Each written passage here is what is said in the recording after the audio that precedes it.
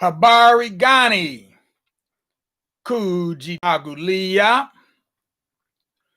Today is day 2 of Kwanzaa, and we're introducing our new series, A Kwanzaa Minute. On today, we go ahead and light our second candle, representing the second principle of Kujichagulia. And we have a proverb to offer for the second principle. The second principle, in short, means do for self. Our proverb is do for self what others cannot do for us. An African-American proverb. It's 2021, time to do for self what others should not, could not do for us. Kujichagulia means do for self. We name ourselves, others don't name us, like you name a pet. Kujichagulia means do for self. We speak for ourselves. When things ain't right, we let you know. Kujichagulia means do for self. People of color just ain't me. I am that darker brother who just can't be denigrated. Just like my mother, my brother, my daddy, and my old grandpappy. Don't get me started because I can be kind of snappy. Kujichagulia means do for self. We saw what happened with the Indians. You gave with the right hand, then you took with the left. We call it Indian giving. They called it Indian giving. We call it reneging. Kujichagulia means do for self. It's time to name ourselves Ali, Hassan, Kofi, and Jabari. Shaka, Nehanda, Olu, and Chukwu. Kujichagulia means do for self. Once we do that, it's time to rebuild our schools, museums, places of worship, and businesses too. Kujichagulia means do for self. We have everything that we need. All that is left is for us to do it.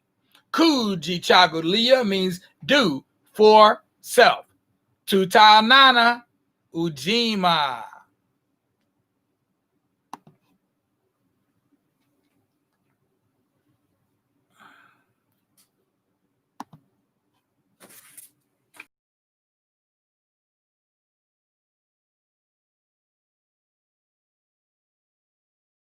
Welcome to another Kwanzaa Decades in Review. My name is Brother Kwame, and with us today is one of our eldest members in the Columbus Tawi family village, Baba Elder Sokoto Falani. Elder, are you hearing me okay? Yes, sir, Brother Kwame. Your sound was bad for that intro, but I thought I heard you say go ahead. Would you like for me to go ahead and start with? Yes, sir. Okay. Well, very good. Good afternoon. So good to be with you. I'm very glad to be able to add some comments in relation to the beginnings of Kwanzaa in the Columbus, Ohio area.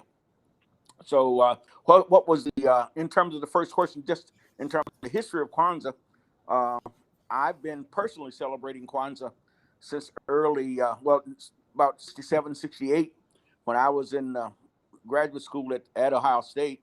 And we had 2 professors, one in particular by the name of Brother Samuel Spiku from Kenya, country of East Africa. And we talked in terms of what Kwanzaa was and what it was all about.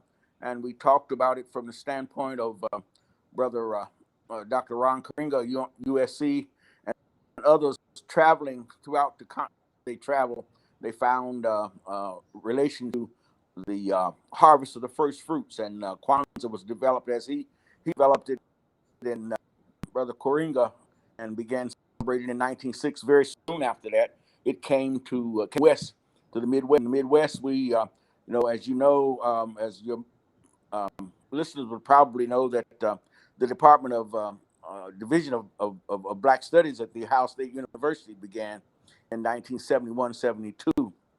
and I graduated in 70 and began in the Department of Black Studies in 71, 72.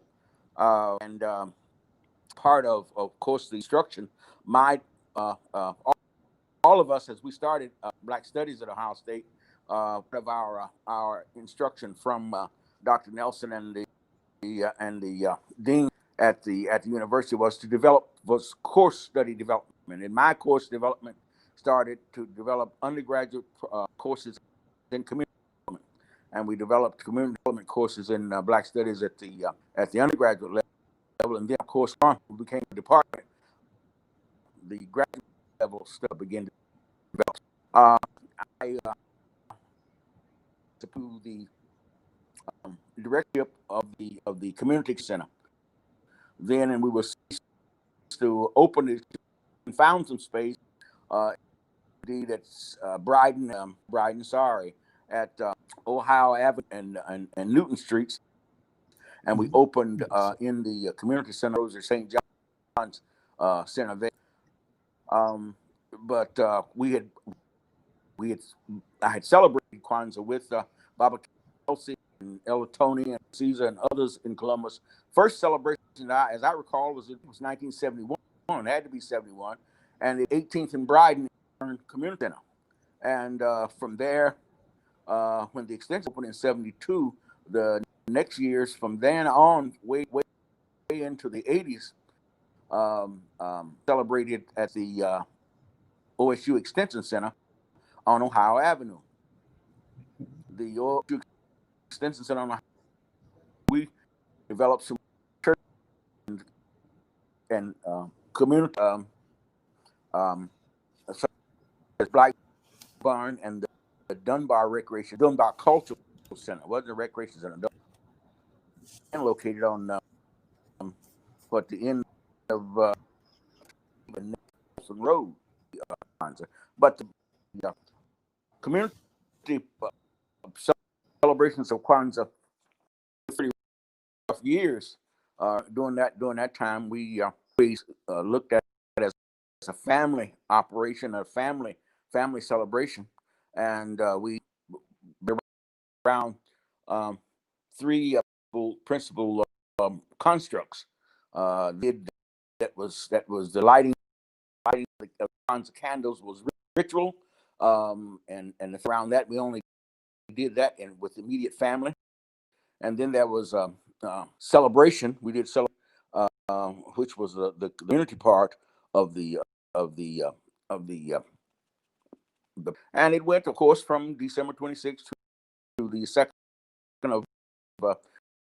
of January, and that ritual we had at the Extension Center, and at the time, OSU brought his classes. One of the major things that we did was to get and do their empirical research.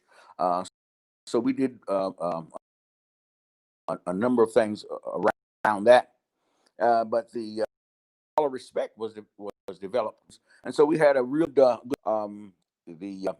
some of the negative things that happened with us in terms of as we were trying to organize the African American churches. A number of the independent churches don't denominational names and pastors. They were a little very skeptical of what we were seeking to try to do. They wanted to know if we were trying to replace Christmas. Were we trying to get Santa Claus out of Christmas? What we were doing, celebrating it so close to around Christmas time. And as the audience will surely know that Christmas celebrated for not only the 25th, but right on through the Emancipation Day so we had to convince churches and Black community people, that parents that know that what we were doing, and they tried to do. One of the things that happened, and they bring Christmas gifts. Well, we had around the idea principles was the but the one to shot things or Lazarus and bought, but you same thing for your children, and so that they would experience and things that were useful for them along the holiday. So that was the way the celebrations began. A little bit of history beginning. Organizations that work with issue extensions or organizations, as I said, like the Dunbar Center, Culture Center, the Poindexter and Beatty Recreationers work with us, Blackburn Center, and then of course African American churches. Bob Kelsey and his wife were developing what we know today as the APDS, the African Century Personal Development Shop, and their work with us was very good. And then several churches. I was then and still a retired pastor now, but I was pastor of a church which we were able to get of the West United Methodist Church. It's located there on Oakwood and Oakwood and Kelton.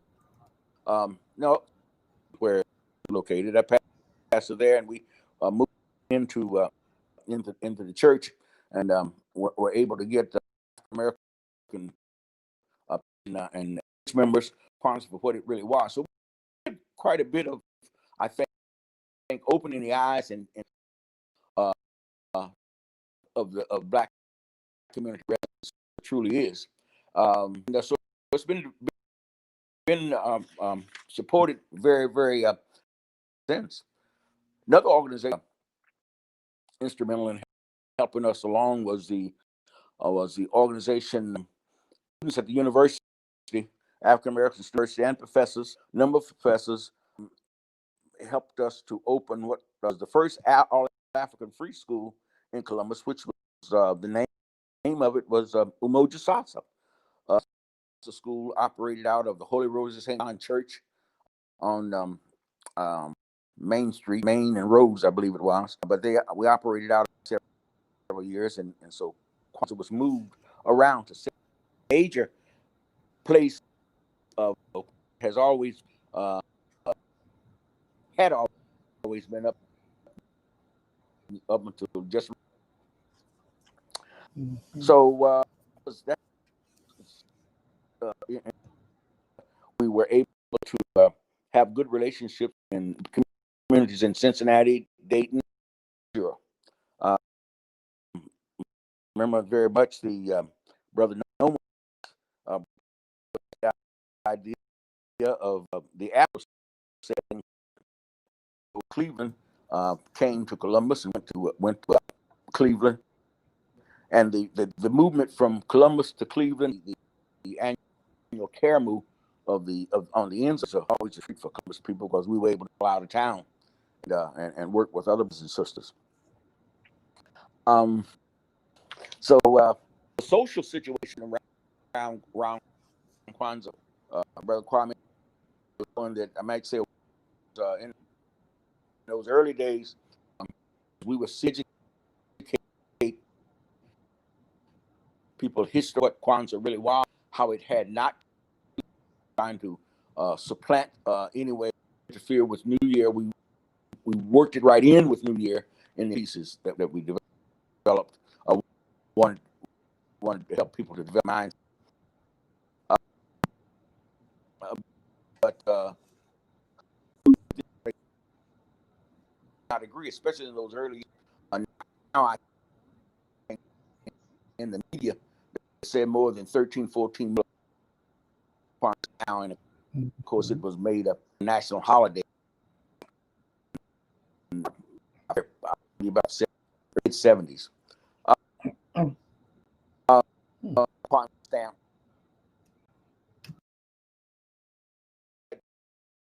You know, some 100 people, and people were on we celebrating in the community to be going. That was quite a joy place. And we came to us that there were people who were jumping celebrants as they left to go to their cars and go to their homes. So we had to work on seeking to protect our women and children, especially in those times. But thankfully, that really went away after a while, and I think it was because of the educational experiencing that we had with various groups, because we turned anyone very open. And with Brother Nomo's help, Baba Kelsey's help, all the street organizations came in and worked very closely. So once that happened, all of that negative shift went celebrated very, very peacefully and very, very thankfully in Columbus over all those years. Baba, Is there another question? yes, sir. There's just a brief commentary, because a number of us are wondering, why would our Christian brothers and sisters think that Kwanzaa would be in conflict with Christmas? And might that have something to do with the celebration of those quote unquote 12 days of Christmas from the 25th to January 6th, where you have the Epiphany, if I'm not mistaken? Yeah. I would say this, Brother Kwame, for the large part of the African American church experience, the idea of the history of what 12 days of Christmas and that, and they'll sing commercialized song for the first day of Christmas, the European. But as far as knowing what because I say this because pastor, as you know, I pastored the Wesley United Methodist Church for 13 years, and all of that time, yes, sir, sought to try to teach of what the Epiphany was. It was hard people to get that. They thought very much of commercialized gifting. That's basically where they ended up being, and so I think that their objection to Kwanzaa at that time had not to do with understanding what the history was, of what the culture of the Christian church. So that's just my thought now, and this might know what we sought to try as during that holiday period of time over 3 years when I was with the Methodist Church. Yes, sir. And Baba, give us a little briefing on the Hall of Respect. The Hall of Respect? Yes, I sure be glad to. The Hall of Respect was, yes, sir, one of the things that we sought to do was to move students from the university up on High Street, because as close as that was, finding that people coming from, black students came from the South, and then from the cities like Cleveland and Akron and in Ohio, Columbus and all, they came and they moved to High Street, and from Ruth Avenue up to Lane Avenue and that, the fairgrounds, but they knew very about the black community. And one of our core community development to move students from the campus to the black to do their coursework, do their research around things that affect too much of a negative effect on the African Americans, or whether the church members, or whether they were just people trying to make their living. That's right. Studying what police were doing, police reform they call it now. What police were doing, what the courts were doing. We found that one of very, very bright students from the South, I forget the student's name now, but from the South, did a paper on because something happened to him moving from the campus to the community, and he found out for the same crime he got twice and a half times the kind of time we're telling him that they got for the same offense. Like speeding, and we talking about 5 mile over the speed limit, and he got months and a record going along with it. So he did a study of police, didn't call it brutality at the time, in Americans, young Americans, we uncovered some very, very, very important things that were used in return. Forget who the, not governor, but it was Governor Rose at the time, but who the mayor was, Columbus. But anyway, that kind of involvement by students' studies helped us to move those students from the campus to the community, and they appreciated it very much. And we had I think especially had sometimes 2 or 3 classes be at the same, and so that was a very successful part of the. Wow. That is highly impressive. Getting professor, he brought his classes, and like twice a week, he brought his classes to. Hold on one moment, Baba. Hold on one moment. In a building that where in the basement of that building really was out, and he developed around that the of course bowling pins and all that was taken down. Okay. Yes, sir. Now, as far as your Kwanzaa, yes, sir, your Kwanzaa experiences, what are some of the things that you've taken away from Kwanzaa?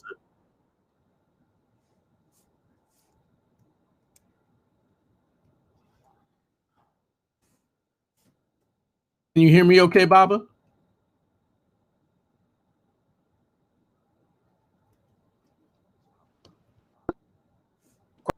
Help and as was extended family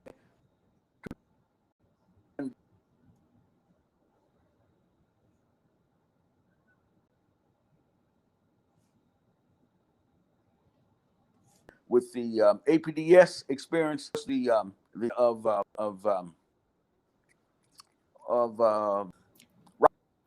Baba. rites of passage. Baba, you hear me okay? We went away rites of passage to various places to do our initiation ceremonies, but we moved them one to West Virginia. Yes, sir. Okay. I think we have a time delay, but yes. No, part of you were blanking out. Do you hear me okay? Okay. All right. If you could you could go back. Okay. If you would go back to where you started talking about what you're taking away from Kwanzaa as far as,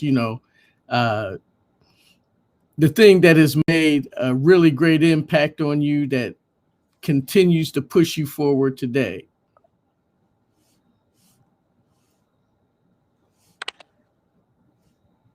Okay.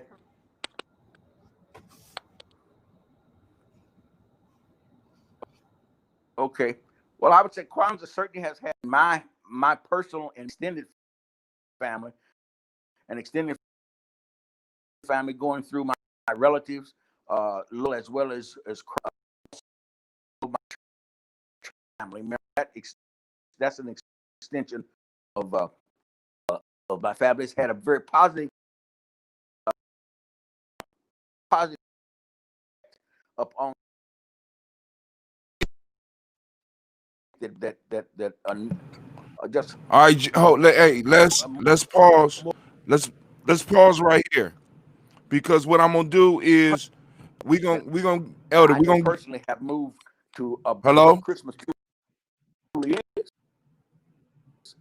and he can't hear you, Hatem. With Elder. We're gonna pause right here.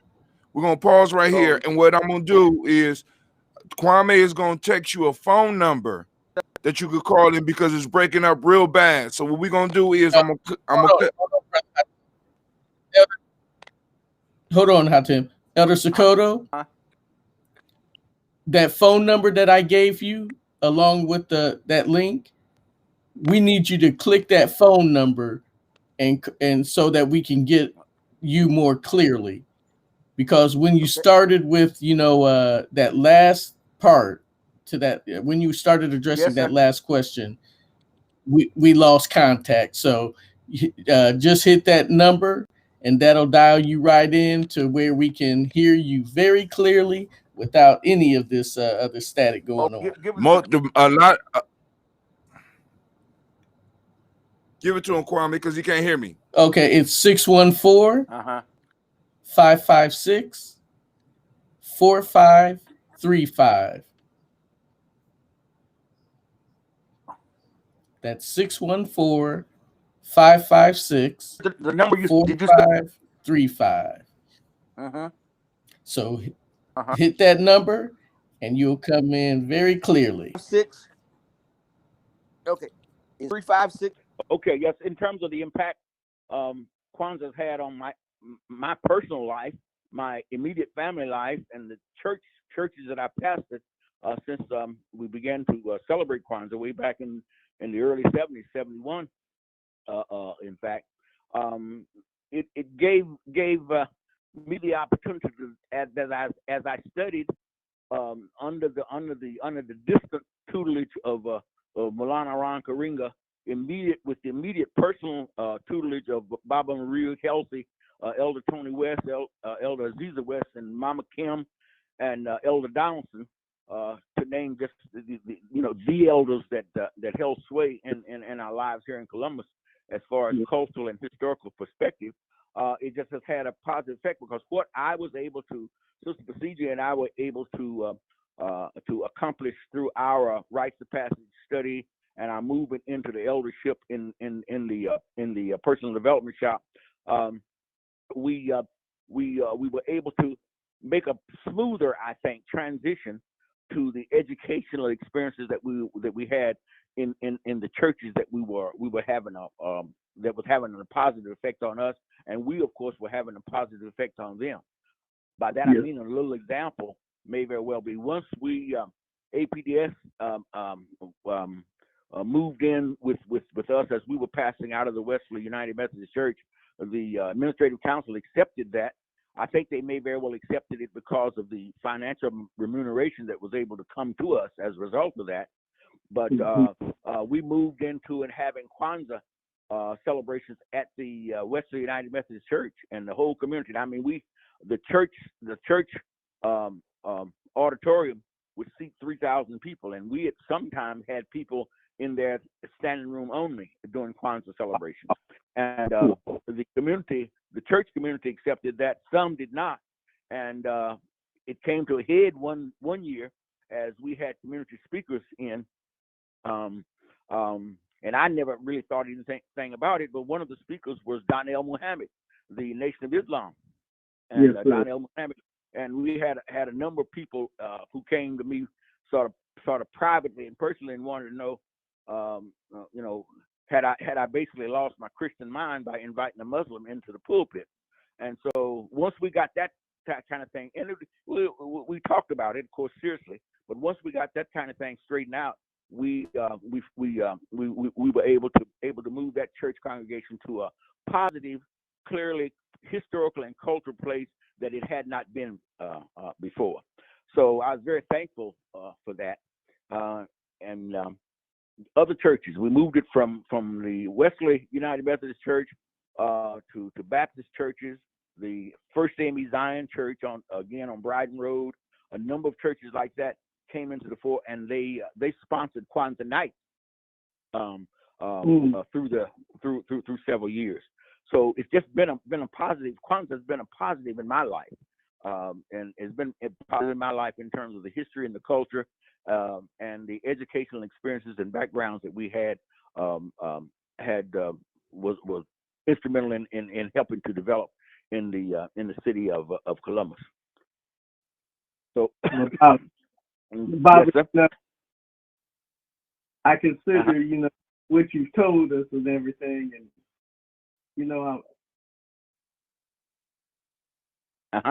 it has a great impact on me to hear some of these stories, because Yes. Let's say I'm honored to be walking in such footsteps. And it is our prayer that we emulate, what you've done and what our elders have done, Baba Mariba, Donaldson, and I just have a great respect, Baba, and, I give thanks. And if you have any parting words of wisdom for our family, we will close out here. Well, okay, all right. I sure appreciate that, Brother Kwame. You've been one of the strong young Turks, you and your wife, in terms of all that we've been trying to do since you came into the cultural history and cultural experience. My wife, the CG, was absolutely in love with both you and your wife. How she one day I think we as you were speaking in one of the meetings that we were having, I believe it had to do with the excuse me, with the temple experience, and she said that brother, she said on the way home, she said that brother Kwame is a very, very educated person, isn't he? I said, you bet he is.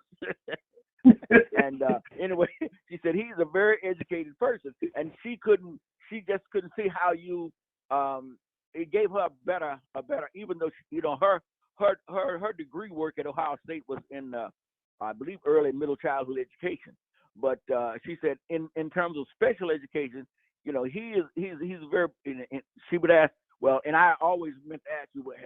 She said, was he blind? Has he been blind from birth, or did something happen to his sight when he was in school or something? I said, I really don't know, but I said that his mind is one that can help. All you have to do is listen to him, and he will help you expand your mind.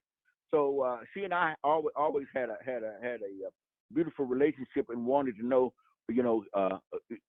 see and talk with you every time, every opportunity that we could get. So that's just one of the things, just that would be no way that there was another brother who at Ohio State, I forget his name now, but I taught him, and he came to Ohio State. Oh boy, what was his name? He was a blind brother. I don't know if you remember him or not. But I can't call his name. But anyway, he took classes in Black Studies at Ohio State. But he was an artist, and I think he worked out of photography, if I'm not mistaken. But anyway, you remember him? I can't call his name. But brothers, brothers like yourself, brothers like No More X, brothers like, I remember we had to educate people that they thought that No More X and Afro Set was gonna be robbing them and taking their things. I said, only we had to teach only people No More was worried about not robbing, was beating up was John's on Main Street, because he could give them a fit, so the church people accepted No More after that, And the same with Donnell Muhammad. Donnell Muhammad's mosque number 34, as I recall, was right on Main Street, right on Main and Kelton, like close in there. And they would say, well, we had to teach that these are people that are protecting you. They will protect you. And they're certainly not going to ever harm you. And so those kind of wild, kind of negative accusations that have been built up, and I believe by that European system of miseducation, as Brother Carter G. Woodson, told us about, is one that is just so deep-seated that you have to do an awful lot of spade work teaching to get it out of the minds and hearts of people, so that they can understand that the No More X of this world never was going to hurt anybody black, in the black community. So that was those were learning experiences that we always cherish. Yes, sir. Well, I appreciate the praises you and your wife had for me, and by all means, my karu to my mother CG, and all right.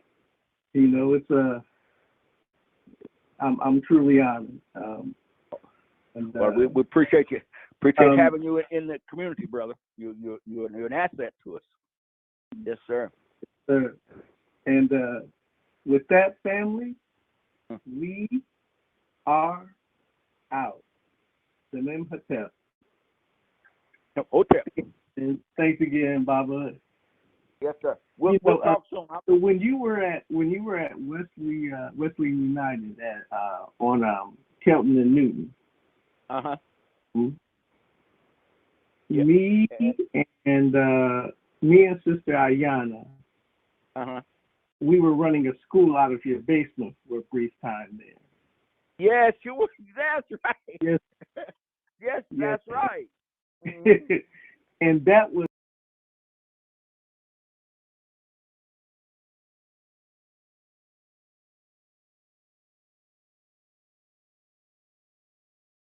Watch the next video.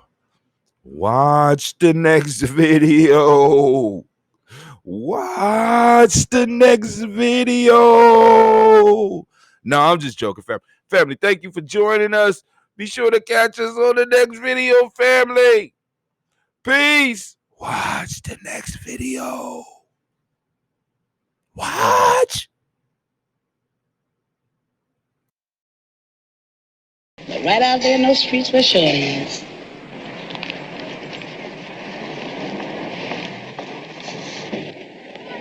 How you doing, Shorty? Hey, Ted. I just saw your mother inside the restaurant. Yeah, I just saw my way down and laid some bread on. Shorty, the word is on Vine that you're not making your payoff to the cops. That's just the rumor, Ted. You mind if I give you a little advice? No, go ahead. Why don't you just quit dealing altogether? Oh, man, you know I can't do that, Ted. It's a pilot. You ever stop to think what would happen in these streets if we cut off the flow of drugs altogether? White folks control your neighborhood through drugs and you dealing. So what you gonna do now? Give me a sermon?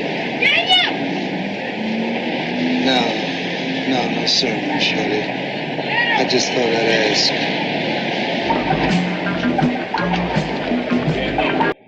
You mind if I give you a little advice? No, go ahead. Why don't you just quit dealing altogether? Oh, man, you know I can't do that, Ted. It's a pilot. You ever stop to think what would happen in these streets if we cut off the flow of drugs altogether? White folks control My your man. neighborhood through drugs My man. and you dealing. So what you gonna do now? Give me a sermon? No sermon, Shorty. I just...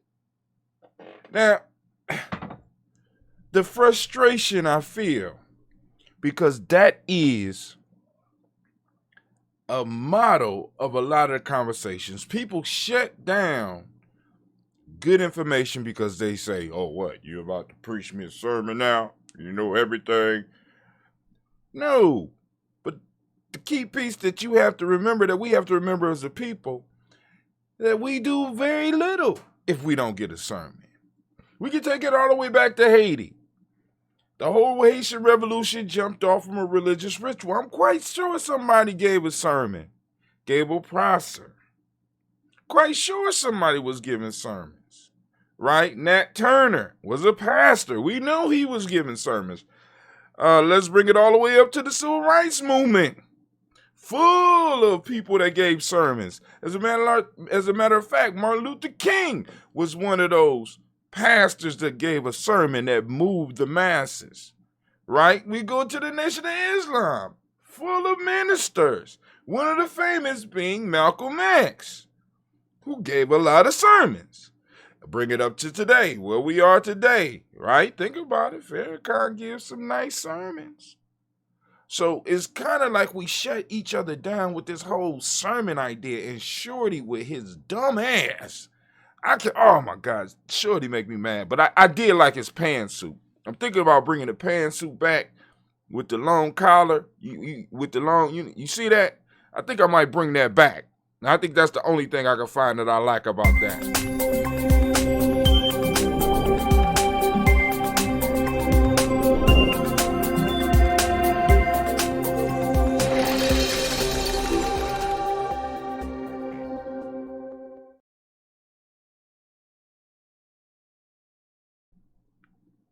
All right, family. So right here, we got one of my favorite movies of all time. And I'm going to explain eventually on one of these videos why this is my favorite movie of all time. It's called The Spook Who Sat by the Door.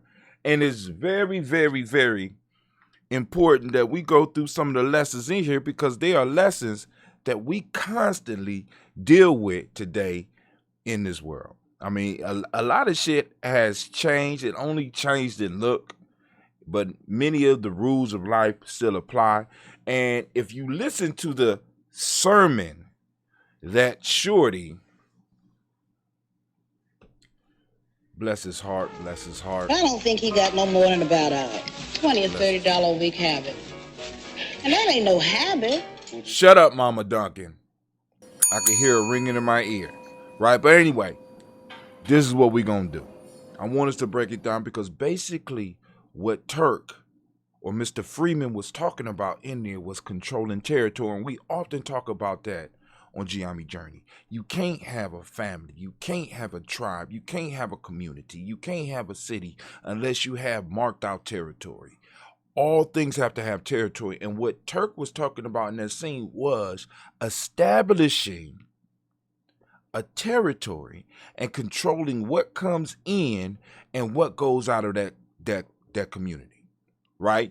We have to face the fact, family, that a lot of us are playing revolutionary. A lot of us are playing nation builder.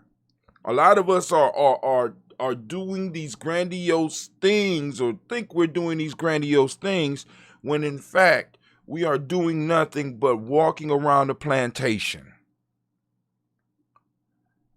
Including myself. The goal is to break out of off the plantation. How do you break off the plantation? You break off the plantation by taking control of the plantation, making it yours, staking your claims, and making sure you control everything that comes in. Now, the first place we start with that as a people is our minds. Right now, our minds are open. So anybody could come in with a crazy idea, stake their flag in there, and everything is cool. Right? And everybody do as thou wilt. Do what you want to do, blah, blah, blah. But how do you organize with that type of shit? How do you really take over a community with that?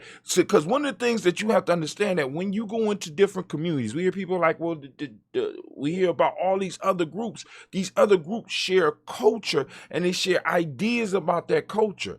But in our community, what happens is we got so many different ideas about who we are, about where we are, about when we are, that we can't align those ideas so that we can empower ourselves to overcome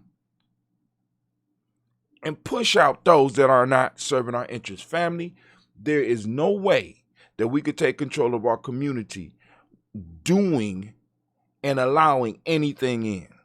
That includes thoughts, that includes drugs, that includes the education, that includes, we have to be able to control all of that coming into us. We got to be able to control all of that going into our children. We got to control all of that. And that's true nation building. You don't build up a nation so that other people could come in and take advantage of it. You don't build up a nation so other people could come in and take from you. Right? So Turk said, have you ever realized that if we cut off the flow of drugs, what would happen? Do you not understand that white folks control your community through drugs, and they control you through the dealing of drugs? Right? Now, I want you to understand that often, if you look at the movies and you look at the history, traders were often funded by other people's money. When other people's money becomes more important than your culture, you will always lose. When you have individuals that are able to be financed by outside sources to act as mercenaries for them, they don't even have to give the mercenaries directions. Here, cause as much, basically, they didn't even say cause as much confusion as you can. But when you unleash people who are outside of the community onto the community, they're not with you mentally, they're not with you educationally, they're not with you spiritually, they don't see the same political things you see, they don't see the same economic state that you see, it causes havoc in the community. It causes havoc in the area. It causes havoc in the neighborhood. And it descends from community to neighborhood to just the hood. Many of us, because we have not started training our minds, because we are not living by principles, have given in and started living a mercenary life. And mercenaries never build empires for themselves. They build empires for others. They never build countries for themselves. They build countries for others. And when the mercenaries become a problem to the state that they have helped build, guess what that state does to them? Look it up in history. And even worse, for us, a lot of us with the mercenary mind state. I'll do anything for money. If you got somebody in your crew right now that say they will do anything for money, you need to go on and eliminate them out your crew. But hey, I'm on some tribe building shit right now. Listen to me, family. If you want to learn how to build a tribe, I am going to invite you to take our e-course. Go to freegnjecourse.com. Feel free to hit up the video with comments so that we could go and have this discussion, right? So that we could really start building, at least those that want to build. Because we got some people that's really benefiting off the confusion that's going on in our community right now. Whole lot of people. As a matter of fact, we'll lose a lot of jobs. You know what I'm saying? But hey,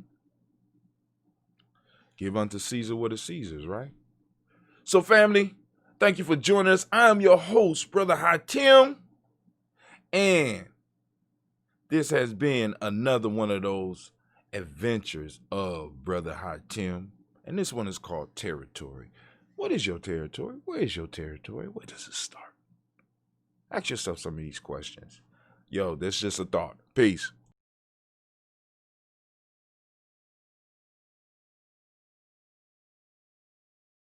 Watch the next video. Watch the next video. Watch the next video. No, I'm just joking, family. Family, thank you for joining us. Be sure to catch us on the next video, family. Peace. Watch the next video. Watch.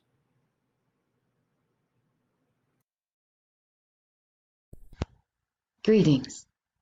I am Mama Mawusi Ashakir, and I am here to discuss with you this African Liberation Day how education can be a means and a mode for our survival.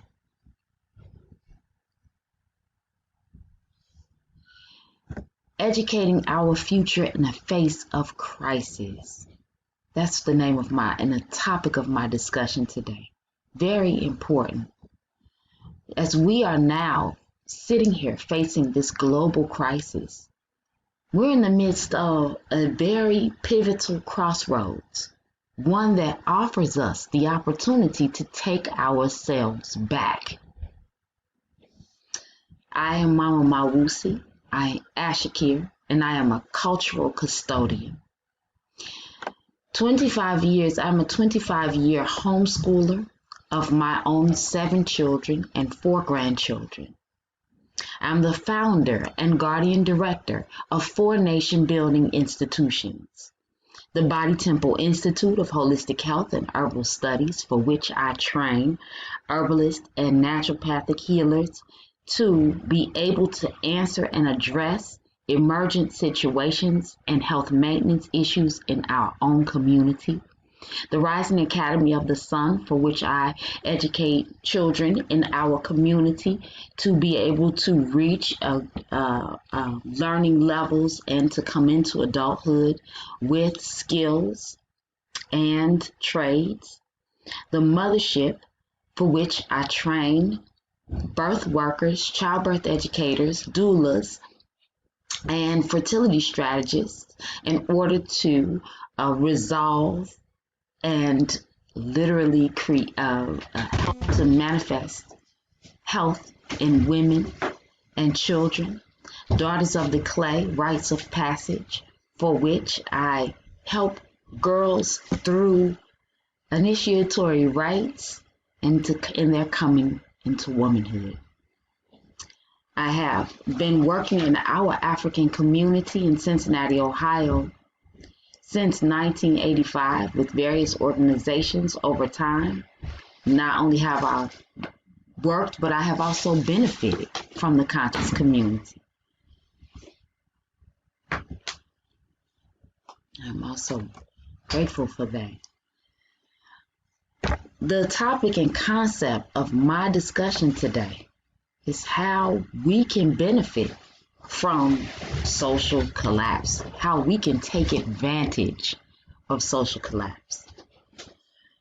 In this time, we need to organize our time, organize our family, organize our energy, organize our communal resources, and organize our money. In doing that, we'll understand how much money are we putting into a global structure that is collapsing. How much of our communal resources have we turned over to or become comfortable with seeing coming from this collapsing society? How much of our energy has this society consumed over the years? And bring our family in so that we can begin answering those needs for each other. So we can begin answering, finding resources or generating resources or even creating those resources ourselves together in the family. Organizing our time in order to be able to create resources, to build resources, to grow resources, to make the resources ourselves, and then to begin to circulate those resources amongst each other more times before we even consider going outside of our family circle.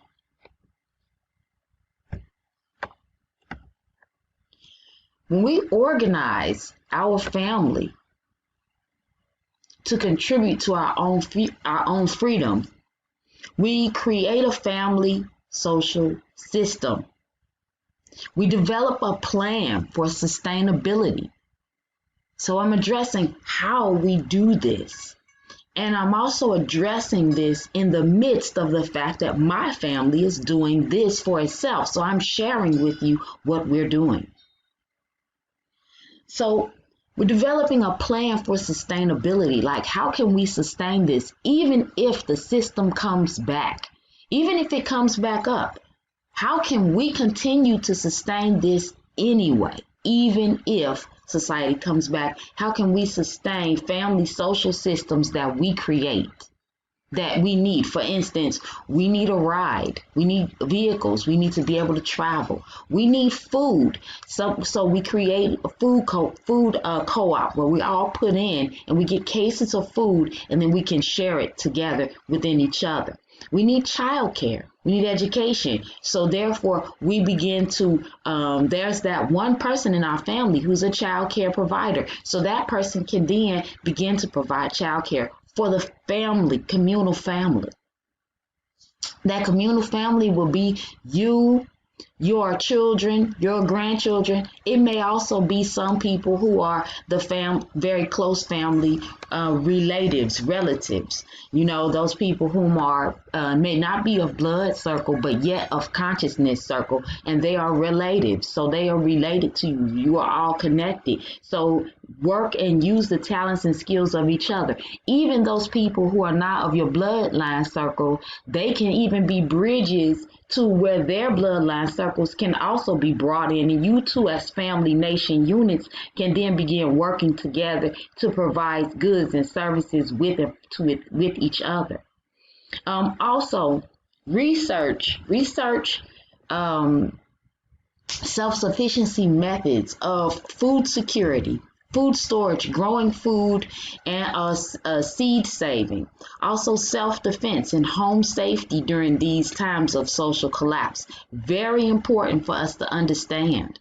Also legal defense, understanding your grounds, your standing in the law, understanding how it affects you when you're being pulled over or when they're saying forced vaccinations or when you're going into a place and they're saying that you have to wear a mask, you know, or that someone is not. What is that? What is the law in relation to this social, societal new laws that they're putting into place? Understand what's happening. Also, research health maintenance tips. Pay attention. Well, I think that we are paying so much attention to what the CDC is saying. We're paying so much attention. They got us looking in all of these different directions. But one of the things that is a key concept we need to be looking at is how do we maintain our health? This all came about as biological strategies, biological warfare, biological concepts that are going on, a viral issue. If such is the case, how can we maintain our health?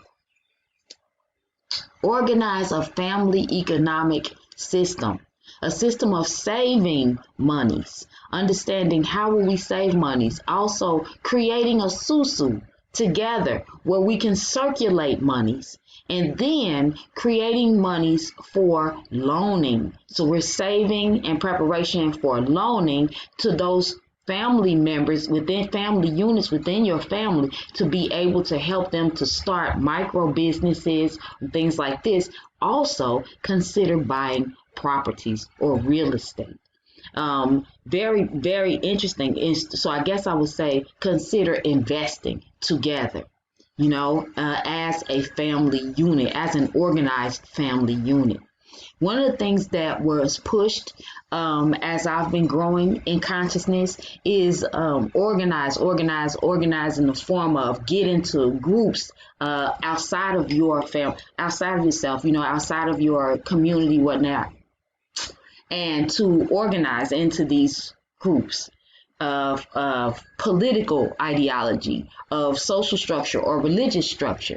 But the first structure that we have to understand how to organize is the self. But the second most prioritized structure is your family. And if we bond our family, then it will make more sense to be more our social structures and our religious structures, our religious organized structures will then stay together better if we understand the value of being in a family structure, especially in the face of crisis. We want to educate our own children, and ultimately, this is what I do. And bringing up the first important points is that without those structures during the time of social collapse, we have to have those structures in place for educating our own. A lot of times that is the issue with people saying, oh, well, I can't homeschool my children. It's because key structures are not in place for you to be able to educate your children, you see. But now we're thrown into this position where they won't be opening up school next year, you know. What happens in the event that society doesn't come together to be able to address our needs in this coming school year? If such is the case, we're going to be the ones who are educating our own children. If that's the case, that's fine. I have created this PowerPoint presentation to put you in position to be able to do it. What you want to do is assess your child's intelligence and learning level according to you. Right now, we're working, a lot of people who have used the public school system have accepted and have given over to the public school system in order to tell us their assessment of our children. However, the children have to walk the path that you have established for them. So with that, you need to assess their learning level and their intelligence for walking the path you're getting ready to establish, or that you have already walked for them to follow. Okay, you may use the assessments from the public school system, but you need to use your own intelligence as well, with priority. Begin to collect resources from basic topics such as reading, writing, science, math, things like that.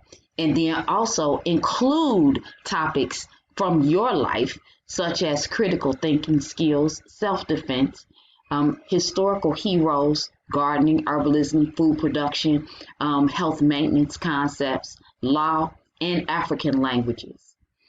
As an African-centered educator, that is a big, big concept and an overarching concept in my life. And so with that, African languages and African historical concepts, as well as African critical thinking, is vitally important to me. So that's why I included it in this lecture. I just wanted to bring forward this thought that is key. Why is it that we cling so hard to the idea of what we've learned in school? That what we've learned in school should be taught, despite the fact that we have since forgotten much of what we've learned in school. You know, very much we find ourselves finding the educational paradigm for which we have been educated in so key. We want it to be so key. We are holding it so tightly, but many people have been utilizing and creating methods and strategies of self-preservation in their life and how they operate, that we've really forgotten what we learned in our elementary, junior high, and high school years, and exchanged it for the self-preservation methods that we're using to survive now. With such being the case, I need you to reestablish what is necessary for the child that you have bared, the child that you are rearing, in order for their survival based upon what you know. Recreate the educational paradigm, because that educational paradigm that we learned in school did not prepare us for what we have to deal with in this world. Really plain and simple. Use this time to inculcate an African foundation based upon self-sufficiency. So, general resources, these are in general resources to pad out your educational outlook, and it is not educational curriculum. They are not necessarily African centered. They are in general, and you'll find these online resources, links and resources, and they will actually help to create drills and things like this for your child. So we have math drills. They have a very extensive worksheet collection on everything from the foundations of math with addition, subtraction, multiplication, division, fractions, all the way up to geometry and algebra, and I think maybe some calculus, but I'm not sure. Flipped math has geometry, algebra, calculus, and trigonometry, and foundational math. Math is fun also has foundational math at all learning levels. Language arts, you'll find free worksheets on all learning levels at greatschools.org. English, grammar, and also and you'll find that on this YouTube channel that I found. This brother is teaching learn English grammar, and I use it. Reading comprehension, very interesting. readworks.org. That's a really good one. And then free worksheets. Very important that we have free worksheets. I really wanted to find something that made it very simple and easy for you to fill in where public school has dropped us off or has evicted us. Or it has evicted many people. But also check out languages. This is something that your children can do themselves. Duolingo and Busuu. These are places teach various different languages. Even Kiswahili is on Duolingo, and that's something that is really a good place to start. It's very important for us to tap in. It is very important for us to tap in to our children right now and to help them to navigate. It's very important to tap into our children and help them to navigate this transition because of how society has presented itself. It seemed as if it would continue without disruption, and it has disrupted our children's lives, and in some cases it has changed their path of graduation. It has it took away their ability to experience a graduation. It has changed their whole thing. So we have to help them to understand what we have grown to understand, which is that everything must change. Everything comes to a change, and societies do come to a glass, hit a wall, and they do end.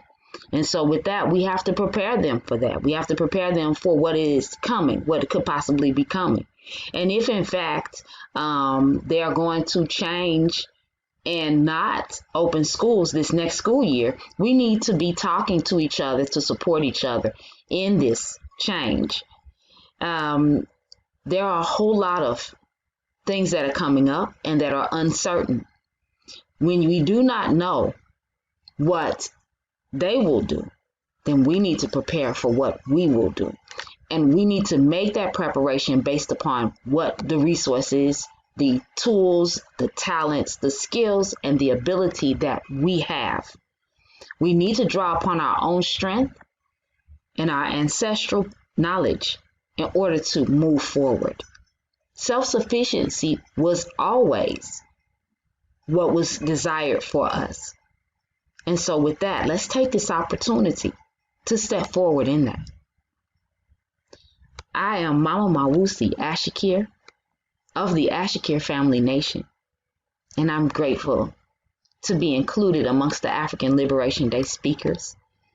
And I'm grateful to have been placed in position by Baba Tunde, and I am, because we are. Many blessings.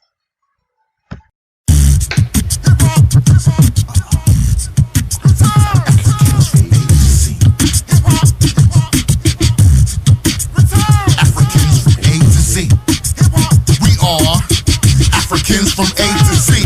After all the agony, adventures abroad, anticipated antagony, allowed the assured to bring back biological beings from beyond, be lured by beasts, blasphemous be gone. So the clan cooperated and Chester was chosen. Now the colors coordinated and chapters are closing. Despondent democracy, a devilish discourse demonstrating diplomacy of a demonic divorce. So earn everyone, the end is engaged, excited by the east enlightenments and rage. Forget false friends, fortify your facility. For real them foes, cause they freeze your fertility. Get going in the game, growth is your goal. Giving God the glory, together your soul. Hear me, heaven is a home for the have and have nots, harbored by the hopes and the heroes of hip hop. Hello. Africans from A to Z. Is it ignorant, investigating, size intense? I insist, I instruct, ideas to invent. Just jettison the jokes of juniors and justice. Juveniles join Jakes in jail and just kiss. Killing kind kindreds of kings with the knights. Connecticut the kitchen but capped on the kite. Let them loose, Lucifer, liberate the light. See, we label these lows but leaders of the light. Look man is magnetic, meant to move mass. Membranes mold mental, maintained by math. Never needed negativity and nigga 5 nations. Nice in our nature, we nourish negotiation. Our outlook, of course, optimistic. Others off track, off record, often miss it. The proof is in the pudding. Power positions will penetrate the past and populate the petition. When you quit the quadrant with the qualified quote, it's queer when the question doesn't quantify hope, and the rest realize that the rage is real. Respect righteous rebels in the routes revealed. Simply said, the system still stinks. It's sad when a seed sit in school with a shank. Terrorists telling the truth, you can tell by the tear. Turn on your television, terrorists are here. Usually undetected and in uniform. Without unity, US makes us unicorns. Vanish, but the verses will vindicate the verdict. See voices from the vent verify violence. Why? When we want a world of his will, where we weave works of evil in the works we wield. Explain executions, examples exist. So get some extra X-lax and call the exorcist. It's the year of the young, and the youth will not yield. Yep, we all yelling, and you yellow, so we telling that you is the zone. As I hit and on the way, we grab the zeros from the zoo and head to Zimbabwe, but Zulu. Africans from A to Z. Africans from A to Z. You are. Africans from A to Z. We are. Africans from A to Z. Africans from A to Z. Africans from A to Z.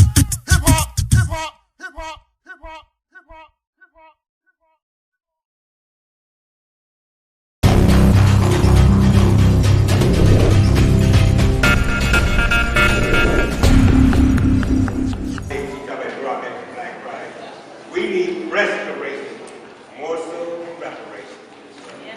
And let me tell you something, if you don't have no sense, I can give you $10 million.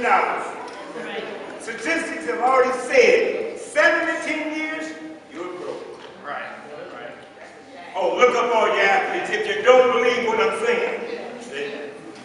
And if we thought they had 2 cents in the head, then well, call the response, so repeat after me. Minute by minute. Minute by minute. Hour by hour. Hour by hour. You lose your faith. You lose your faith. You lose your power. You lose your power. Minute by minute. Minute by minute. Hour by hour. Hour by hour. You lose your history. If you lose your history, You lose your power. you lose your power. Minute by minute. Minute by minute. Hour by hour. Hour by hour. You lose your spirituality.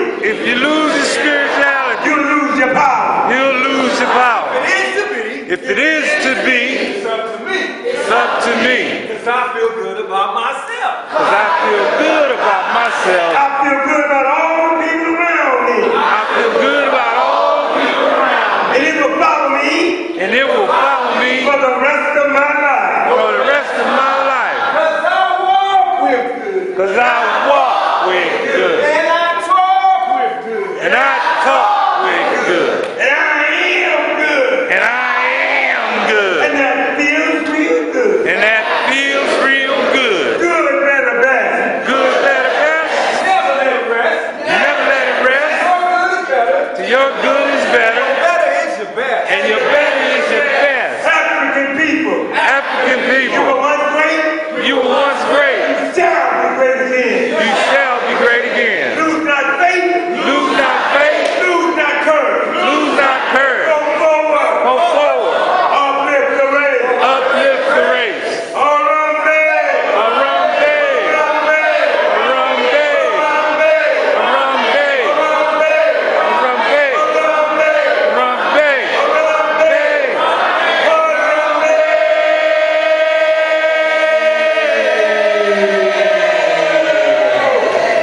Let us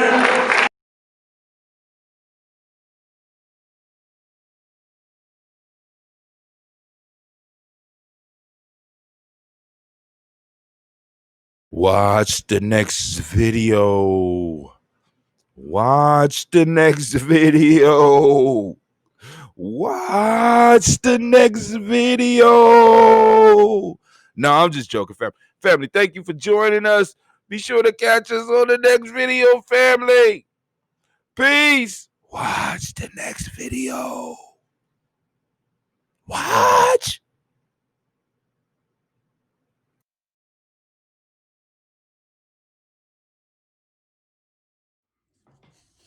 My name is Dylan Pritchett, and I'm a storyteller. I live in Newport News, Virginia. There once was a mouse who every night would do the same thing. He'd crawl through the hole, go up into the kitchen, walk around to living rooms, all around looking for some droppings from that day. Well, the farmer had noticed it, and the farmer puts a mouse trap right in the corner, a little piece of cheese. When the mouse came out that night, he was walking around the room and he came to the mouse trap. He said, "There's a mouse trap in the house. I got to go tell somebody." So the mouse went out and he went to where the chickens were. And the chickens were out there packing. And the mouse said, "Hey, there's a mouse trap in the house. The chicken said, "Bark, I ain't worried about that, bark. I got to sit out here and sit on these eggs, bark. I got to worry about pecking. I hope they throw some corn out here, bark. That mouse trap, that's your problem." The mouse went, So the mouse kept walking around, and the mouse walked around and saw the pig. He said, hey pig, there's a mouse trap in the house. The pig went, "I ain't gonna worry about that. That's your problem. I just hope I got enough slop out here. I ain't worrying about that. That mouse trap, that's your problem." The mouse went, Mouse saw the cow, went out to where the cow was grazing, and he said, hey cow, there's a mouse trap in the house. The cow went, "I ain't worrying about that. That's your problem. They come out here pull on me every day. That mouse trap, that's your problem."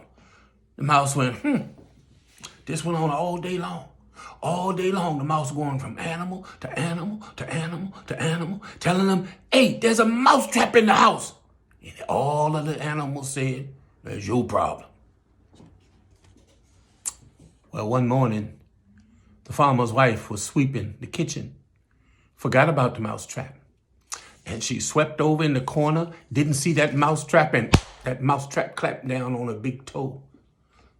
Heard of something bad? She laid down. The farmer called the doctor. The doctor came in. The doctor said, it don't look good. And that toe turned green and purple. And then it looked like it was going to fall off. But before the toe got that bad, farmer's wife died. Well, everybody was showing up to the funeral. But they had to get there early, this way in the country. So people showed up real early to that funeral. And the farmer looked around. The farmer said, Lord, have mercy. All these people in the house, all of them, I got to be hospitable. I got to give them some breakfast or something. But Lord, where am I going to get all this food? So he looked out. He said, go out here and get some of these eggs. So he went up and he lifted that chicken up and he got some eggs. But then he stopped and went, chicken. We can have some chicken and waffles. We're going to have some chicken and waffles. So he grabbed all the chickens up and he took them inside and got some boiling water, scalded them, plucked them, and cooked them up. But he said, Lord, I got to have something else because everybody. And he looked out, there was that pig. He said, we got to have some bacon. So he went out there and he killed a pig. So them people had bacon, chicken and waffles, and some eggs for breakfast. It was a real sad funeral. Because the farmer's wife, she was a good woman.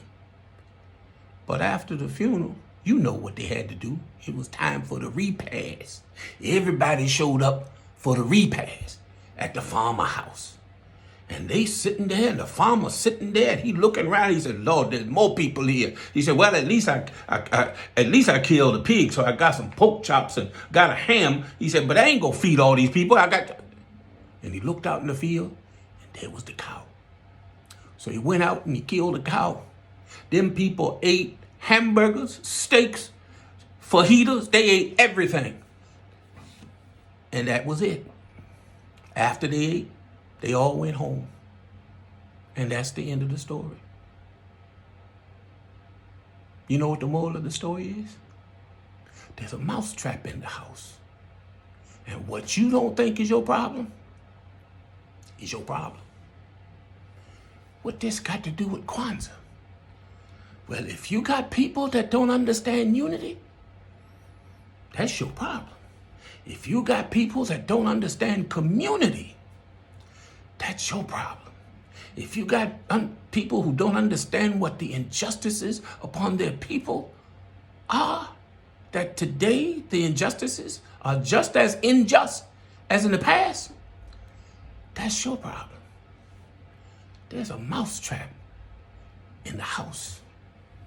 And through the principles, if we learn the principles, if we learn Ujamaa, if we learn Ujamaa, if we learn Nia, we will be able to understand and come together collectively to fight that mouse trap. Because there is a mouse trap in the house.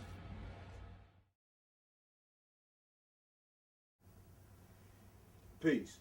My name is Brother Hatim. I'd like to welcome you to the Self-Mastery Moment on this Gye-Nyame journey. You can check me out on my blog at gye-nyame-journey.blogspot.com. Now, what I want to do today is talk to you first about why I'm here. I'm here because I'm a self-mastery coach. I want to make sure that everybody understands what it means to be a self-mastery coach and what self-mastery is. Self-mastery is a process of learning to control yourself. Now, first I need to define self for you before I get into the story I have for you today. The self can be defined as those absolute, complete, and perfect qualities of a being that are not dependent on external circumstances. So what I'm saying is that you are perfect. You are absolute. You are complete. So what that means is that there's something else going on that limits us. And the things that we need to master in the self-mastery process are those things. Number one being that personality. Number two, the ego. Number three, the emotions. We got to learn how to master these and use these for what we need. So the stories that I bring you during these self-mastery moments will be stories and lessons to help you accomplish that. So the first story I'm going to tell you is a little bit about me. Because in self-mastery, we have to make sure that everybody understands that we all have similar struggles. We all have problems. We all have a history. And we need to learn that history. So, here we go. Now, this is a story about myself. When I was younger, I was crazy about martial arts. I love Bruce Lee.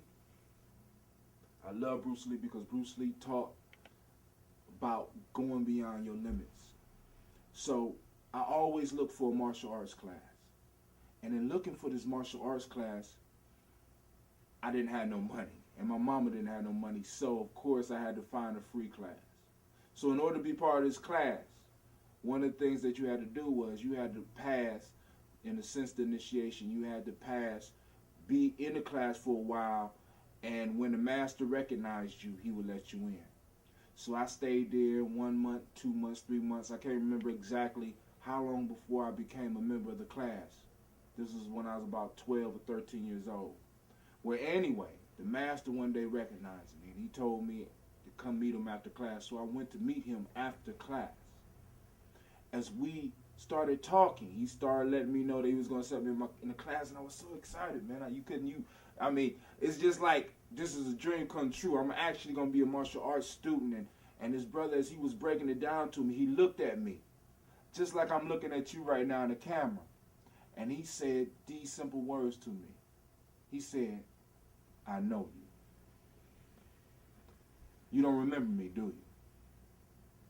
And I started thinking, I sat back and I looked at him, and I didn't want my master to know, my new teacher to know that I didn't know what he was talking about. No, I didn't remember him. But in my mind, immediately I went to all the negative things that I had done in my life, and I started wondering, was he one of the individuals that I have offended in my life? Was he the person was he the father of the child bike that I stole?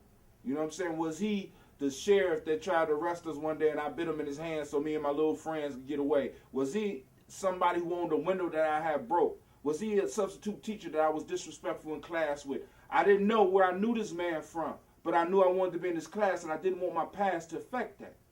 And as he looked at me and he seen the confusion in my eyes, he said, I know you. You don't remember me, do you?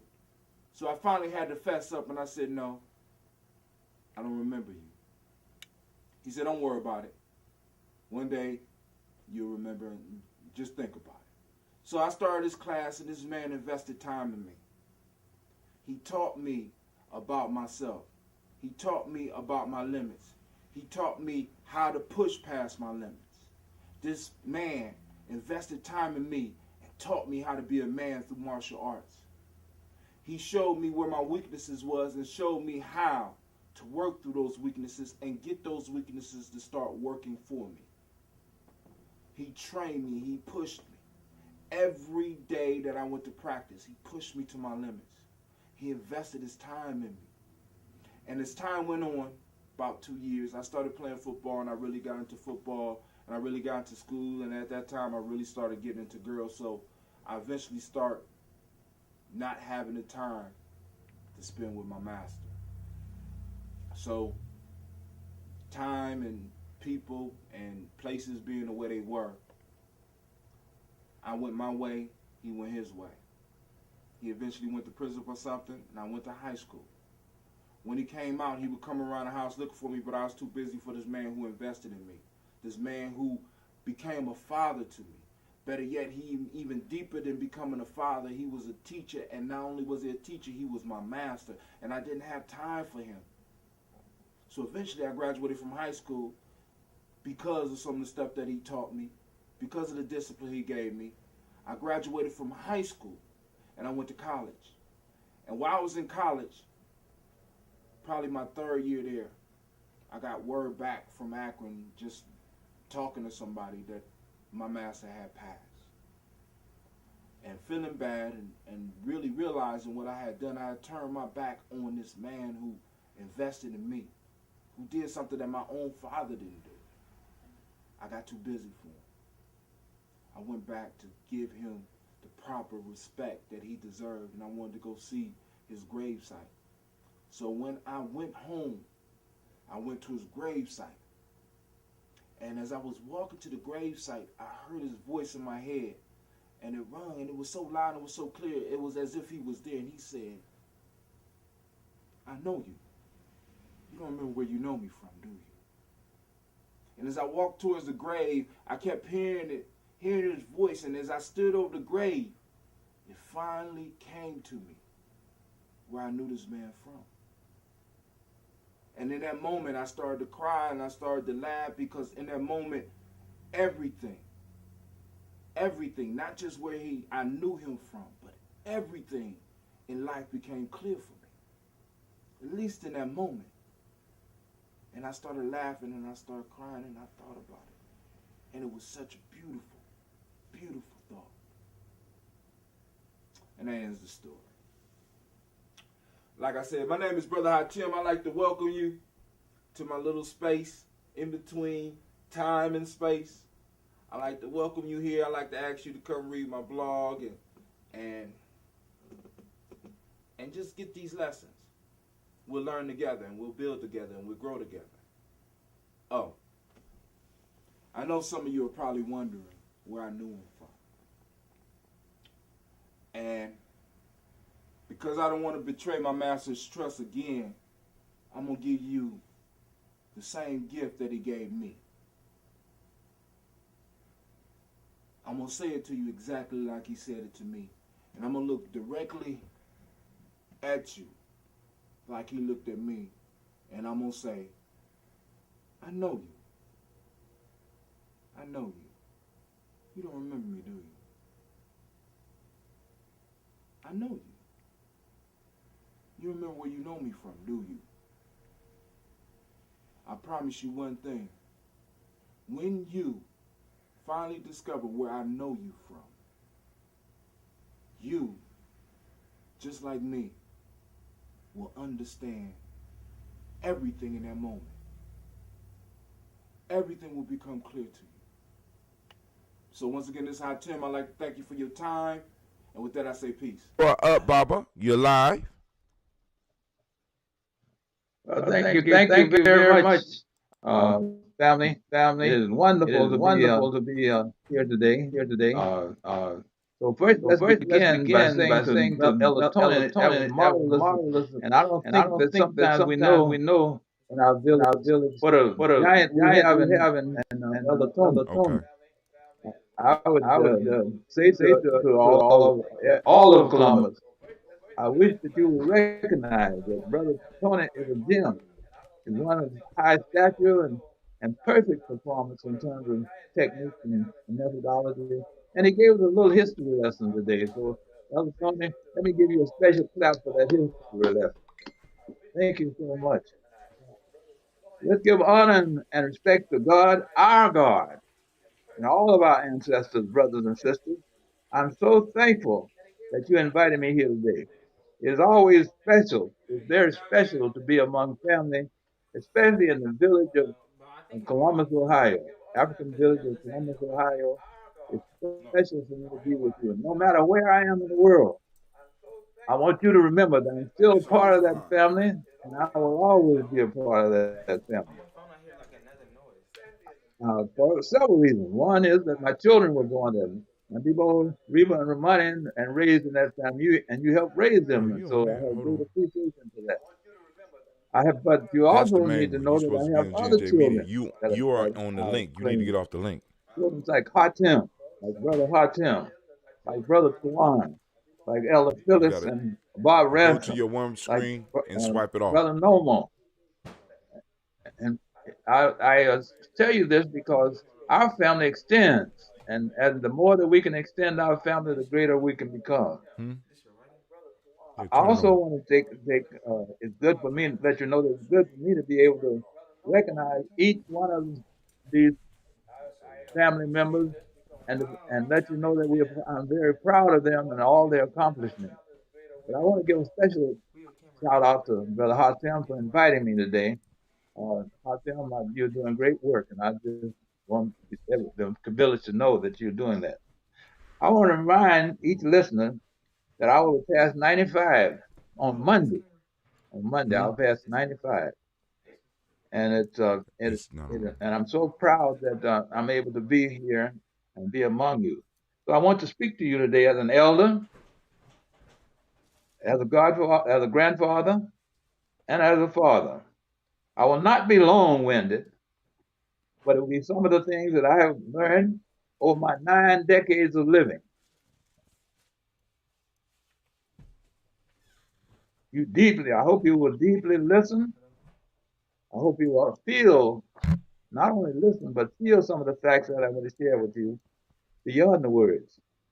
I want today to please keep your African conscious, ask you to please keep your African consciousness, eyes and ears and sensitivities open as we go together in what I'm going to call a prayer of unity, but it's not a prayer that with your eyes closed, it's a prayer with your conscious eyes open, your hearing ears open, and your body and your spiritual eye active.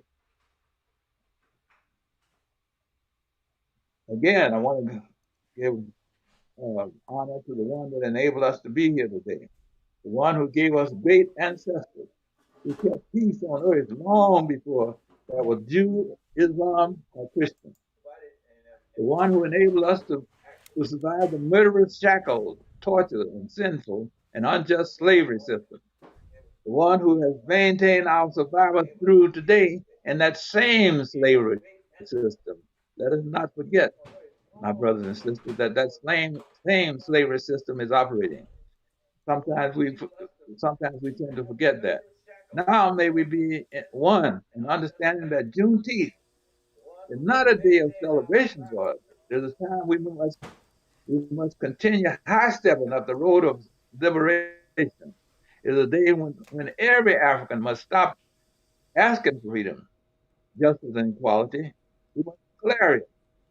If not before, we now recognize that Juneteenth was the day when the villainous white supremacy system pretended on June 19th, 1865, to notify African enslaved brothers and sisters in the military district of Texas that they were free. We will open our eyes to the fact that we are in war, where our captors, through his or her credulous and evil systems, continue to design and redesign ways of control and deception to keep us enslaved. We know that we must unite, all as Africans. We know that we must unite as Africans now more than ever before. We know that our strength lies in our goal of agreement, so strongly that no wedge, no matter how sharp and how strong, can divide us. One of the strongest weapons of war that we face is that their ability to try and divide us, and sometimes we yield to that. We are aware that provocateurs are now joining our efforts. We're aware that they are that they are trying to make our efforts weakened. We're aware that they are trying to make our efforts unrighteous and take away our self-determination. So, brothers and sisters, let's not be weakened by the pretentious joining of those who will do us damage. We are aware that we must stand firm on doing well for ourselves and encouraging others to work in their own backyards. I want to repeat that. Encourage others to work in their own backyards, to destroy the murderous practices and the behaviors that their own people have, instead of joining us or pretending to join us and becoming in an effort to weaken us. We are clear that our focus has been drawn to police brutality, which is unconscionable or vile in its own right. We know, however, that the big, rotten, stinky foot of oppression with its knee on our neck is still on our neck, individually and collectively. We know that that same vicious self and system directed knee is resting on African citizens' throat every day in all 9 areas of life: economics, education, entertainment, law, politics, religion, sex, and war. We are hopeful that all of our efforts can be peaceful as we move the big, evil, and constant knee Africans experience daily. You know, they draw our attention to the one physical knee, but just be aware that that knee is on our throats every day. In any case, we must not fear using the directive given us by more than one of our ancestors. And more than one of our ancestors over and over reminded us that we must do things by any means necessary. Let there be absolute clarity, however, about this prayer of meditation and action and thankfulness. We are not asking God to do everything for us. We're asking for the discipline of the sun, the discipline of the wind, the discipline of the rain. We will then know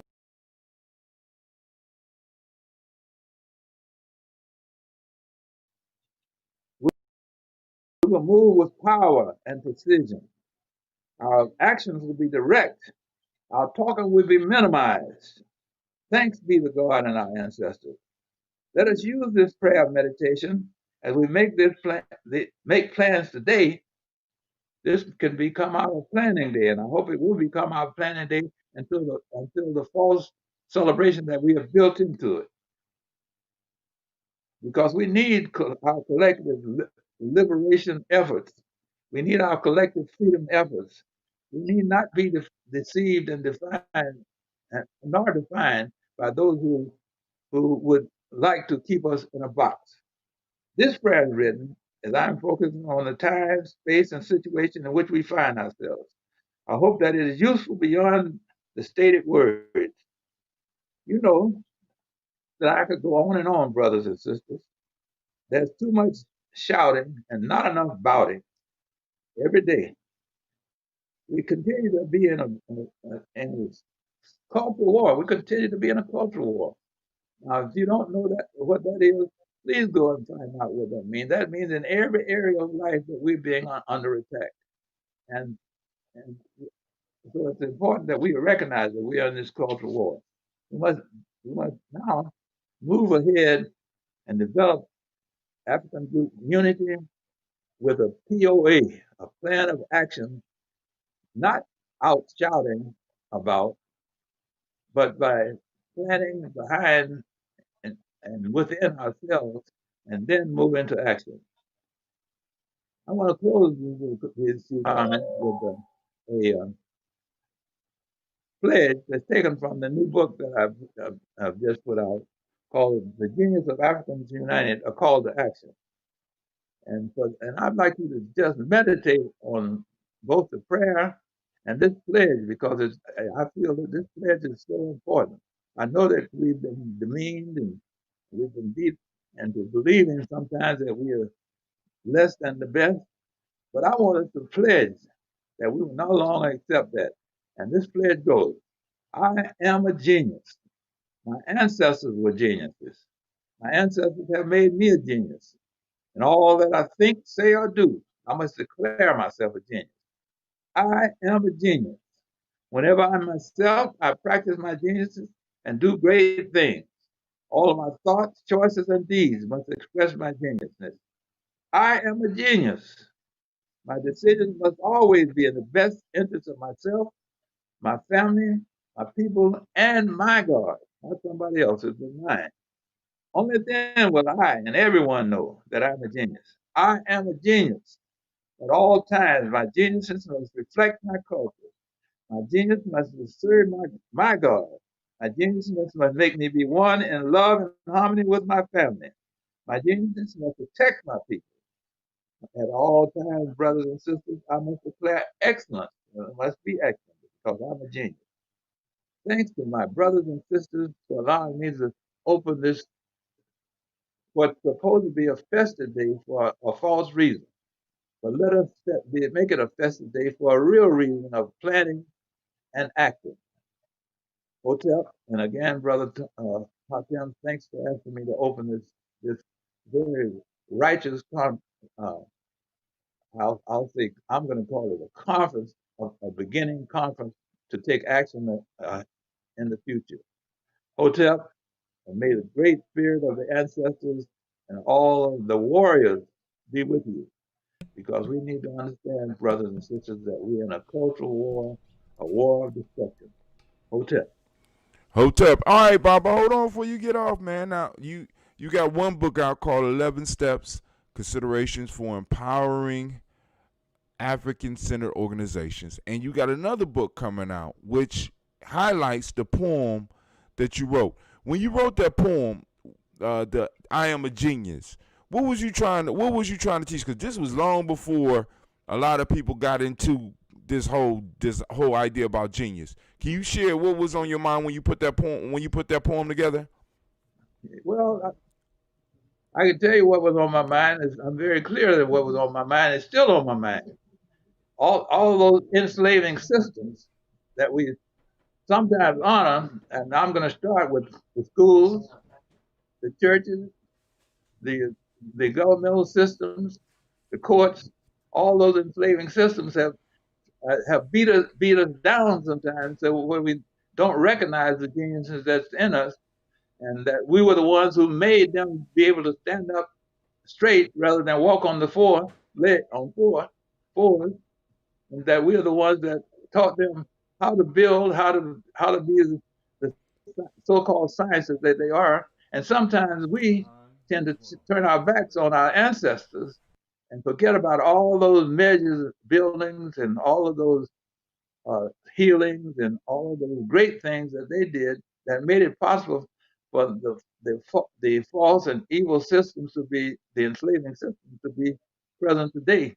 And then on top of that, I hope you caught the notion that I'm suggesting that they have the audacity, and sometimes we don't use our genius to see it, that to be deceptive about giving you freedom. How can you give a man freedom if he doesn't claim it for himself? And so I say to you that that's what's on my mind. It's still on my mind. After 95 years, it's still on his mind. Family, be sure to check out. If you look at the bottom of the screen, it say learn more at maribakelsey.com.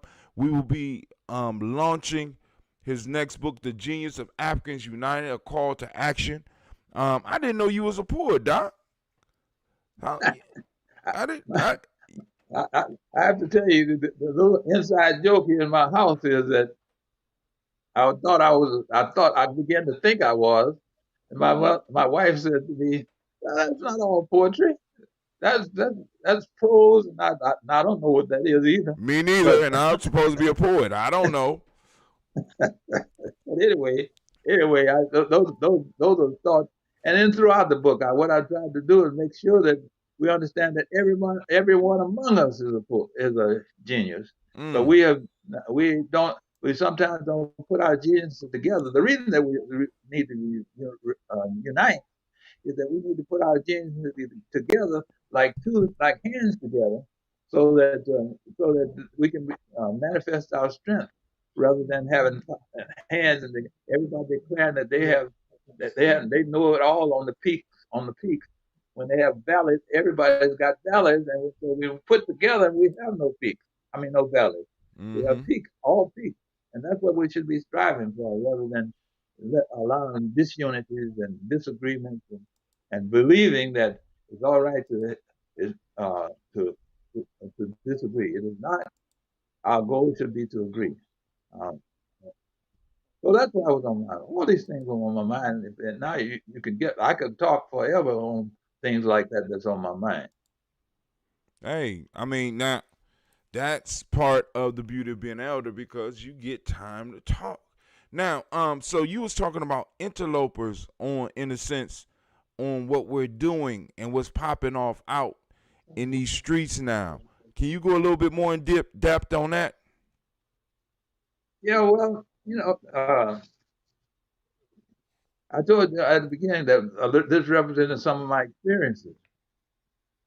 In about, I'm going to say 1960s, somewhere in the 1960s, in Columbus, Ohio, there was a group called KEO, Know Each Other, which I was deceived into believing that group, they had Jews and all kinds of other white groups and white members in it, and a few black people, and I began to believe that they too would take a stand.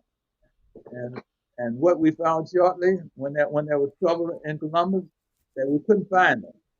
And I said then that it's really time that we begin to recognize when they come among us, that's many times it's just for excitement, not for taking action in the way that we need action for our own liberation. Only we can do that. We must do it behind closed doors before, and not on the TV for everybody to see what we're talking about. All right. So Doc, we want to thank you for joining us, and make sure you keep on staying tuned on G&J Media live, because we got a whole bunch of nice stuff going for you. Hold on, Brother Kwame say prose supposedly doesn't necessarily have particular rhyme and meter, but listen to our people speak. Prose, their speech, rhythm turns prose to poetry. Sister Elder Margarita say we will win. Hold on, let me go and give you some of the messages that was popping up while you was talking, because you can't see the messages. Just to let you know and let the family know. I mean, like I said, this is an international thing here. We got we're getting okay. Some people couldn't see it, but somebody said, "Hey, Daddy, hold on. Who was it? Somebody was on here. It blew my mind. I'm old now, but we got one of your daughters was on here checking you out, Doc. So we're gonna give her a round of applause. I don't see her name. Oh, Ramani. Ramani, hey, Daddy. She said, "What's up?" Ramani said, "What's up?" You had Greg Arnold talking about fair weather folks, because that's kind of what you're talking about right now. You know what I'm saying? It's like, long as the weather's good. And we also, because part of my issue is that anybody that comes out and makes a sacrifice for something, or like what's happening out in these streets right now, always is looking for something in return. That's right. And like, how did you end up dealing with that situation when you found out that they wasn't there when you really needed them to be there? Well, I think that I learned from it. For one thing, I learned never to assume that that there was a collective effort among them to do anything. Now, I'll yield to, there may be a possibility for one individual to be a friend to another individual, but not to address the system that got the boot on our backs and our necks. And I guess I'm trying to encourage us to make the distinction between those two. Even if I don't think you need the first need to anyway, but if you're going to do it, let's make a distinction between what is individualized and that is systemized. Let's make a clear distinction between those two, because I don't have any evidence that we're getting help from the system that has caused us to be enslaved from the beginning and throughout now.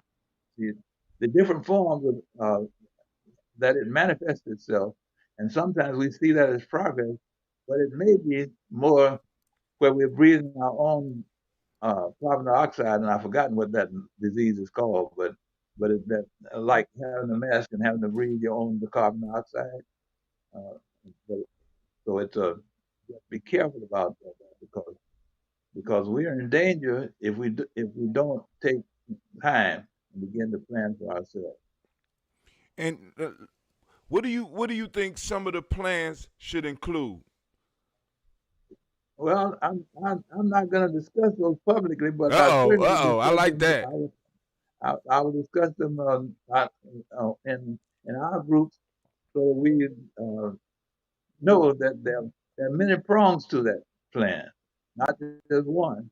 That's why I call the misguided and misdirected efforts of focusing on just police brutality alone.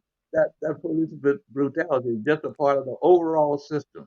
Right. That includes, and I keep emphasizing, and sometimes my family and others don't like me to emphasize that includes the churches, and let's don't be fooled by any.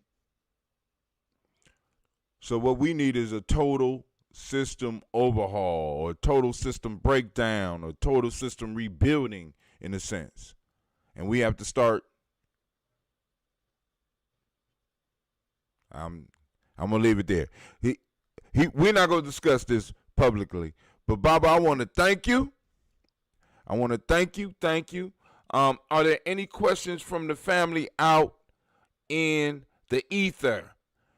Anybody out there that has any questions, type them up, and I will read them to the Baba while we got them, because we sitting here at the feet of wisdom.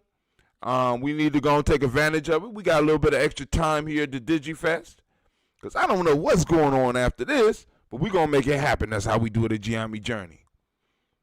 Mommy, I know what's happening, but I don't know what's happening immediately. But anyway, we got a live correspondent out. We got a young man that's about to spot some poetry for us. You know what I'm saying? And we doing this safely.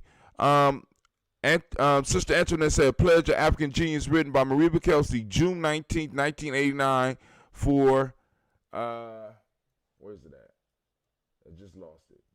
A Pledge for African Genius, written by Marie Kelsey, June 19, 1989, for Columbus Juneteenth celebration. Brother Greg Arnold.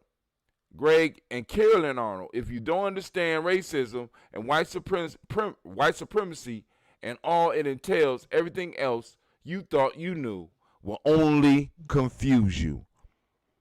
Come on now, y'all got the Baba sitting right here. Throw them questions out. He's sitting up here patient because you know he don't like being on photographs too long. But I'm trying to change that. Because we got to, it took us a while to get up on the camera, but we got the camera now, so he's going to be on the show. Baba, you just, I don't know if you walked into you just walked into the trap. You got to be coming on. You might be a weekly commentator, man. You ready? I'll see you later. Brother Kwame say, rescue, reconstruct, and restore African worldview and its practical application. And we're going to talk about a little bit more of that. Now, for those of you that are listening, Dr. Kelsey has spoke to me about doing, in a sense, a talk with some of the nation builders. So we need nation builders that are interested. I know I could get some, but I want to get some outside directly of my circle where we can sit down and actually have a real conversation with Dr. Kelsey about some of the main issues that we need to be dealing with, especially here in Columbus. But Doc, I want to thank you for joining us, and be sure stay in tune. And if you feel you need to come back on, just text me, let me know, and I will put you on. Greg Carr will be on later on. The schedule is gonna post up in between time, so you can check it out. But we at gnjmedia.live, gnjmedia.live. I'm about to go over here to Brother D.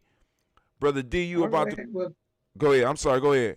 I just said thank you very much, and I'll talk with the I'll talk and just let my village know that I'm there with them as they plan and take serious uh, the steps up the road of liberation and freedom. Yes, sir.